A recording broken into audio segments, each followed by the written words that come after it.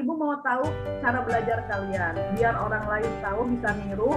Kalian gaul tetap, jalan sama teman-teman tetap, aktif di pokoknya media sosial, aktif di organisasi juga tetap, tapi bisa berprestasi bahkan bisa masuk SNMPTN. Pasti ada cara belajar yang mungkin extra mile. Boleh dong yang pertama, Feby silahkan. Kalau Feby belajarnya gimana sih, Feb? Jujur sebenarnya kalau misalkan Feby sendiri itu lebih fokus pas di sekolah. Karena kan guru-gurunya langsung ngajarin apa. Jadi kalau kita nggak paham, kita kan bisa langsung nanya atau gimana. Jadi ketika kita di rumah, kita tinggal nge-review materi yang tadi. Jadi kita pikir, oh iya kayak gini. Apalagi kalau misalkan kayak pelajaran menghitung gitu kayaknya ya.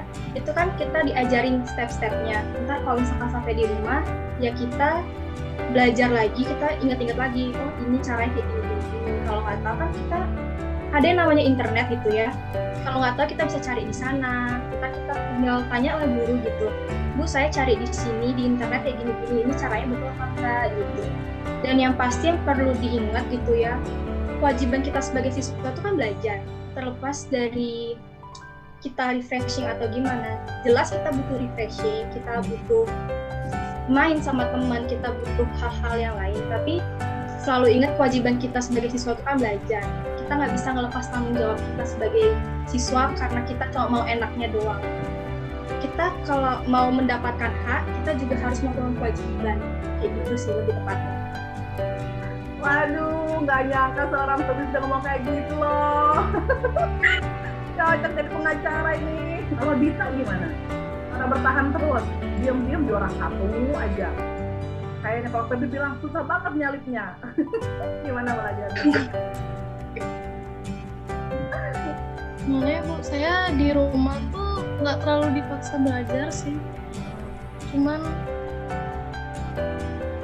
saya lebih banyak belajarnya ya di sekolah. Di rumah tuh nggak terlalu banyak belajar. Mungkin kalau ada PR itu baru saya kerjain.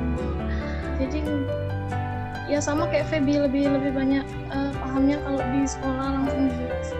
Oke. Kan yang sangat slow boy. Yang paling Intan tuh wajahnya imut tapi kadang suka tomboy gitu ya. Kalau menurut Ibu sih. Kalau Intan gimana belajarnya?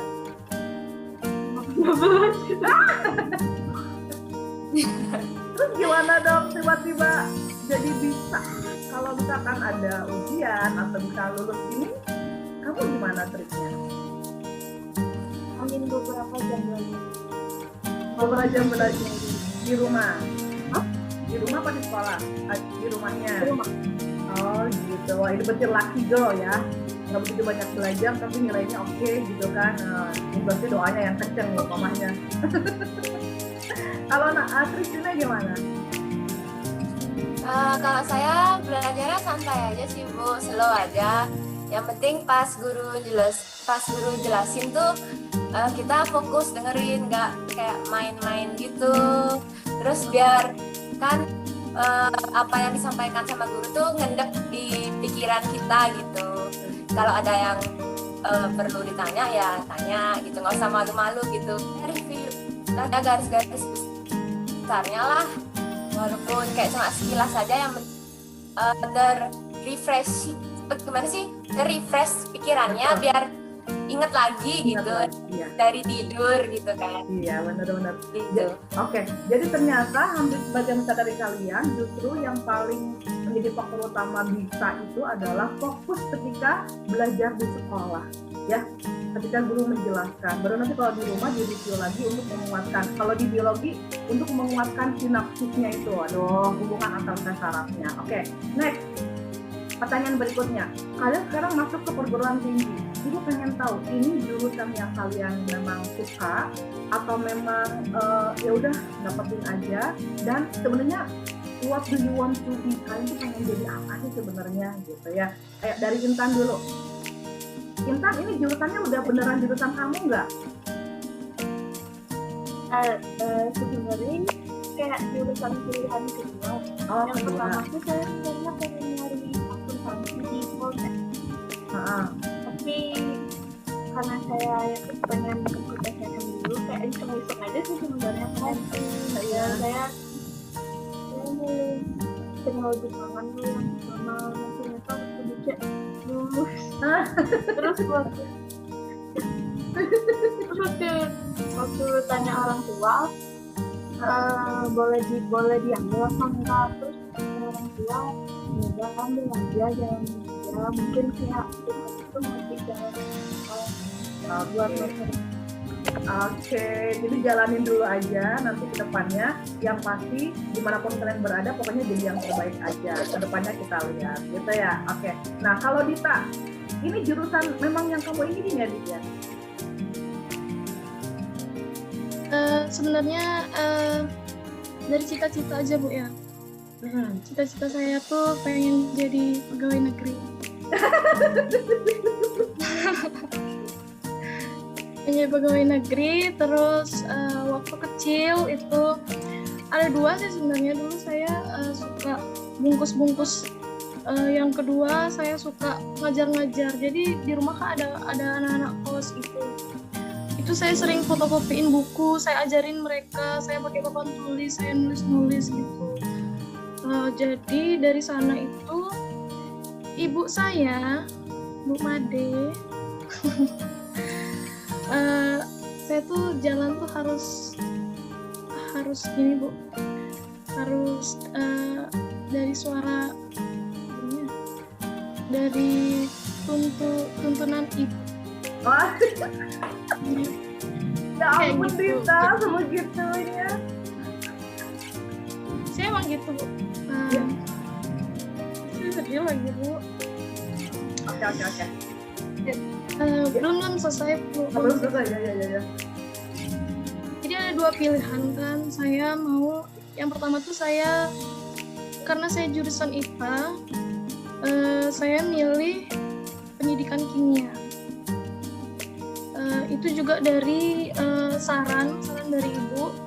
Ibu siapa? Ibu Made lagi? Iya, Bu Made lagi. Terus yang kedua saya cari farmasi di UNUR. Terus dapatnya pendidikan kimia. Jadi jodoh lagi di sana Ibu, jodoh lagi di Singaraja. Saya sebenarnya nggak berani merantau sih Bu, karena saya paling kecil kan, saya tahu. Tapi karena ibu saya lagi, saya rela Bu, saya rela. Ya ampun Dita. Saya nggak ngerti Bu, saya soalnya percaya doa ibu. Oh ya ampun Dita, aduh gemes. Baiklah, berikutnya kalau Feby gimana? Ini yang paling seru tuh, saya dengar Feby memang cita-cita banget nih. Ayo Feby, gimana? Sebenarnya emang dari awal itu kan pengen jadi pengacara. Dari awal dari SMP kalau nggak salah udah kebentuk pengen jadi pengacara gitu. Tapi SMA itu kayak mulai goyah, kayak jadi nggak ya. Itu sempat melipir pengen masuk teknik, makanya ngambil IPA. Ternyata di pertengahan jalan balik lagi pengen jadi pengacara. Terus pas ada pengumuman SNM, kayak siswa-siswa yang kepilih itu jadi ragu pengen teknik apa hukum gitu kan. Jadi kayak kalau teknik karena disuruh jurusannya IPA, jadi mungkin ke teknik lebih sejurus gitu. Kalau misalkan ke hukum kan agak sedikit melenceng gitu kan. Tapi kayak ya udahlah, terobos aja gitu maksudnya.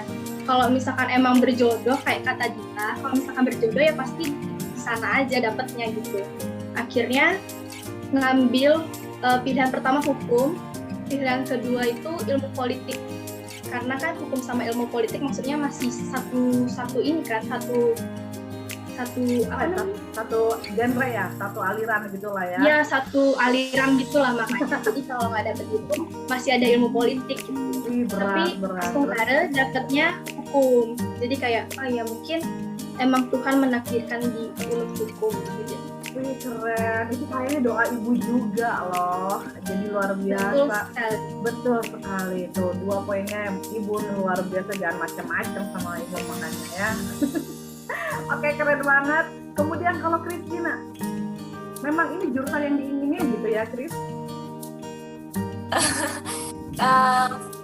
Awalnya itu itu saya nggak terlalu mikirin kayak mau jurusan apa gitu, baru mikirnya pas kelas 11 gitu, langsung kejar-kejaran gitu, mau langsung cek di Google ini itu, terus kayak lihat akreditasinya yang bagus yang mana, terus favoritnya apa gitu, terus daya tampungnya, terus saya liatin satu-satu tuh, pokoknya harus detail gitu biar lolos SNMPTN gitu kan.